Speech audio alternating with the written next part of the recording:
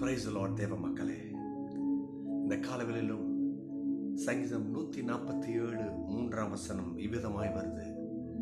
இருதயம் நொறுங்குண்டவர்களை குணமாக்குகிறார், அவருடைய காயங்களை கட்டுகிறார்.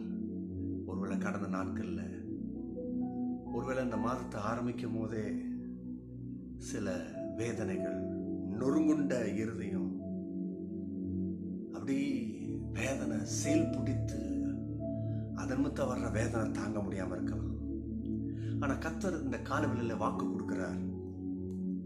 அந்த நொறுங்குண்டவர்களை குணமாக்குகிறார்.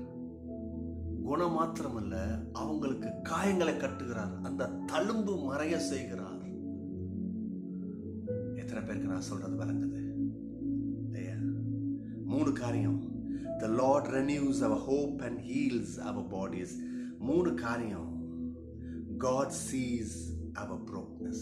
கடவுள் நம்ம உடைஞ்சிருக்கிற நிலைமை அவர் பார்க்கிறாரு. அவர் ஏதோ பார்க்காம நான் படுற வேதனை யாருக்கு தெரியும் இல்லைங்க, பார்க்கிறாரு. நம்ம படுற வேதனை அவரால் வந்தது இல்லை, நம்மனால வந்தது. ஆனா கவனிக்கிறார்.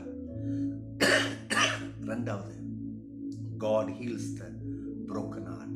கடவுள், இந்த மீட்பர், இந்த இரட்சகர் உடைஞ்சு போயிருக்கிற இருதயத்தை அவர் சுகப்படுத்துகிறார். எத்தனை பேருக்கு நான் சொல்றது விளங்குது?